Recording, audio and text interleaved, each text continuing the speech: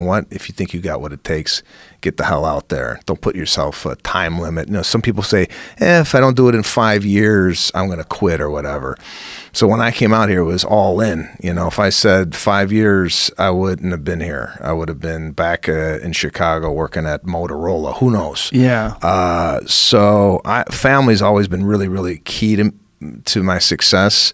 Having people who are very supportive, and my wife, who's a huge reason I am doing what I'm doing. I mean, you know, to have a wife to deal with the life of a comedian on the road, away from home a lot. I mean, you got to have like a strong woman to be in your corner and to put up with that. Also, just to deal with the weirdo. A fucking comic's a weird person. Yeah, I mean, just the mentality of a comedian is tough to be around. Not tough. It's just, you know, we're always you know, in our own heads sometimes. So yeah. So to answer your question, where do I go from here? I don't know. I'm enjoying doing some movies. I just started dipping my toe into some of these movies. The Green Book, which is out now and nominated for some awards for the Oscars. Happy to be a part of that. And then I like it. Exercising a different muscle when it comes to acting, but not comedic acting. I like the dramas. How come? I'm a serious guy. Generally speaking, I'm not a goofball. I'm not the guy always the center of attention. That's just not who I am. So I like kind of being serious and acting in a drama kind of plays to kind of who I am. It's kind of a serious guy. And I like it. I get my fix from doing the stand-up on stage. I don't need to do it in a movie. So I like the challenge, number one.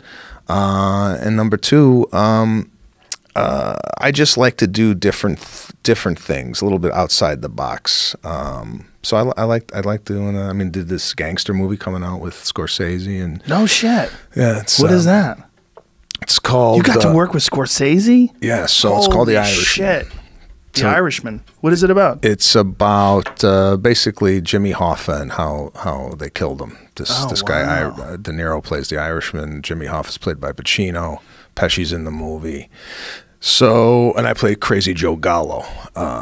And my first day on the set was with De Niro and Pesci. So what the fuck was that like? Look at that. Yeah. So I was shitting. I mean, there's no who is that on the left? Pacino. Get the fuck out of here. Yeah. Wow. That's incredible. Yeah. I mean, maybe it's just that photograph, but that barely looks like him. I know. That this is coming out on Netflix. That's crazy. Yeah. How different he looks. Wow. That's nuts. A Netflix movie, huh? Yeah. Fucking Netflix, huh? Yeah, it's like a $145 million project, and Jesus, it's coming out in October. Dude, what is it like to just be around Scorsese on a movie set and realize you're a fucking actor in a Scorsese movie?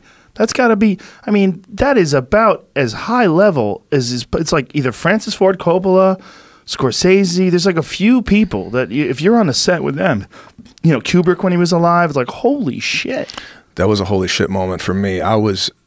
Listen, I am by no stretch of the imagination a seasoned actor, and then to get thrown into this group of people and working with them, I mean, I got to tell you, there was a sense of doubt. Like, you know, sometimes like, should I be here? You know, is this happening? And then, you know, to do the scene with De Niro and Pesci, it was almost like after the first scene, I'm like, oh yeah, I should be here. It's all the anticipation of leading up to the moment that is unfamiliar to you.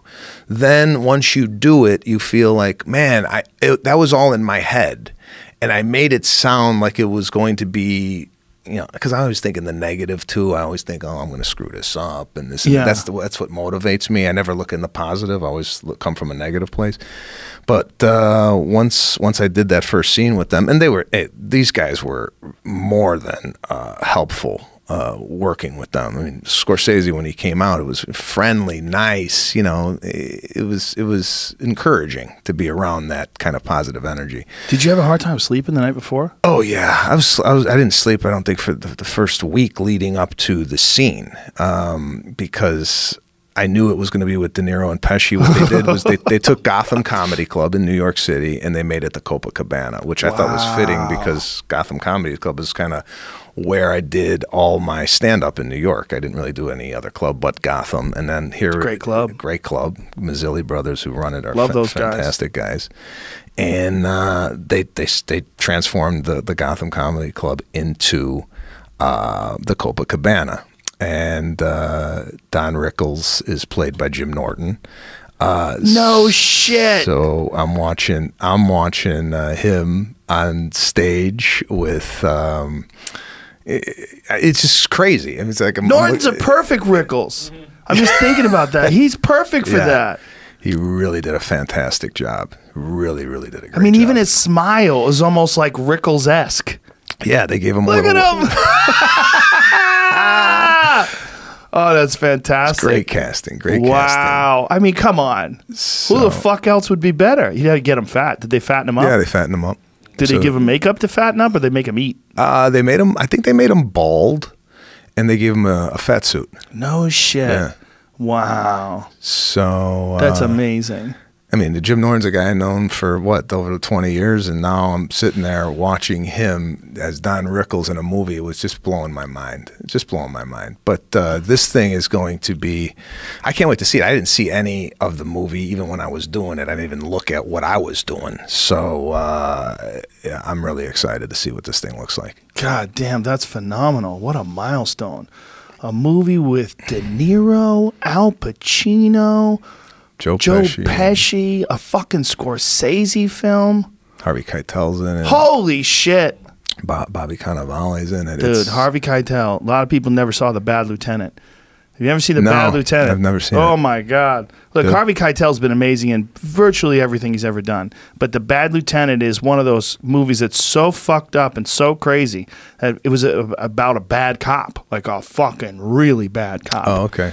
And like completely, totally out of control. But it is one of those movies where after it's over, you know, the credits roll and you're just sitting there trying to catch your breath, just going, Jesus Christ, what the fuck did I just watch? There's him. 80s? I don't remember. Look how jacked he was. Wow. It says 93, but they remade it with Nicolas Cage a couple years ago, Get too. the fuck out of here with It's that not bad. one. It's not, No! It's not the same, but No! it's not bad. No! I love Nicolas Cage, but no. You stick to driving that Eleanor Mustang and Gone in 60 Seconds. You can't be Bad Lieutenant, you son of a bitch. Not that you're not a great actor, but look, it's just there's certain guys that take over a role, and to do that again, like, here's one. Like, say if they offered you Taxi Driver. They say, hey, we're going to do Taxi Driver again. You'd have to be like, yeah, good luck casting somebody else. Get the fuck away from me with that. You can't be De Niro in Taxi Driver unless you're De Niro. Like, it's impossible. That movie, Cape Fear, another one. Yeah, like, he nailed it. By the way, Cape Fear was, I think someone else was that character before. I think Robert Mitchum, played the same role that De Niro played. But I didn't know that when I saw it. When I saw it, I just thought, it's fucking De Niro. 1962. There it is, yeah. But if they tried to do it today, like, get the fuck out of here. Yeah. No. You can't, especially Taxi Driver. No, you can't recreate that role with another actor. No, You're Bad right. Lieutenant. Nobody's seen that Nicolas Cage Bad Lieutenant. Even Nicolas Cage probably didn't watch it. It might have been like a sequel. I don't know if it was a remake because it's called Port of Call. Like it's got an extension on the end of it. Port of Call, New Orleans. It's called Bad Lieutenant, Port of Call, New Orleans. Oh, yeah, I heard about that. Yeah. That's the Nicolas Cage one? Yeah, Oh, okay. 2009. So they tried to piggyback on it or some shit like that. Yeah. But whatever. That Harvey Keitel version is holy shit. But he's great in everything. He was great in Pulp Fiction. He's great in everything. Yeah, no, he's a fantastic actor, and they really, I mean, the people in this movie are. What's it like hanging out with those guys? Listen, Joe, when I went in there, I told myself, I ain't talking to nobody. All right? I'm going to speak. When spoken to. When spoken to. Yeah. There was a part when they were kind of lighting De Niro and we're standing face to face, and he's looking at me, and I'm looking right at him, and I wasn't going to say nothing. And then he comes in on my tie, and he goes, your tie needs to be tightened a little bit. And he cinched my tie. Oh, wow. He straightened out my tie. Wow. So, yeah, I had a wig. They put me in a wig. And, What kind of wig? What did it look like? Actually, if you type up Sebastian Maniscalco Irishman, it should pop up. Oh, yeah, there it is. What is the difference between that and your hair? I'm so confused. Why'd they give you a wig? It's got sideburns. I mean, if you see it in person, you'll understand maybe why I have okay. it. But yeah, it's not that much of a departure from my real hair. But did they give you the option of growing sideburns, and you're like, get the fuck out of here? No, they just said again. I didn't say nothing. They said, you're going to wear a wig. No problem. Whatever you want me to do. Okay. Scorsese was like, okay, there's a part where I'm going to go through a window. And he's like, okay, when you go through the window. And I'm like, oh, I'm going through a window? Because I knew there was a stunt guy involved. Right. But he's telling me that I'm going to go through the window. And I wasn't going to say, I don't do windows. Right. You know, you want me to go through a window? Go through a window. Yeah. I'm not going to tell Martin Scorsese, I'm sorry, I need a stunt guy. Right. But then they said, hey, Marty, there is a stunt guy here. And he goes, oh, okay. So I was ready to go through the window. I went through a window on News Radio. Nick DiPaolo threw me through a window. Is that right? Yeah. It's easy. They're made out of sugar glass. You just go right through it. It's weird. It feels like nothing, like a tissue paper or something. It's very strange. I was like, whatever it takes. Scorsese wants me to go through. I mean, the guy went through, the stunt double went through, and he cut his hand. Oh, did he really? So I don't know what it was. Oh. If I would have went through the window, Joe, I would have been dead. Scorsese's such a psycho. He might have made the guy go through real glass. You know, he might have been like, this is just not realistic enough. Yeah. I'll give you $500 extra. The sugar glass, whatever it is not going to work. But I guess you could probably cut yourself on that sugar glass shit if you landed wrong. I mean, if it was sticking up wrong, you placed your hand funny, it makes sense. Yeah, you probably could cut yourself a little. But yeah, it was exciting. It's been really exciting for me the last 3 or 4 years to have these opportunities to do these things, and yeah, it's great.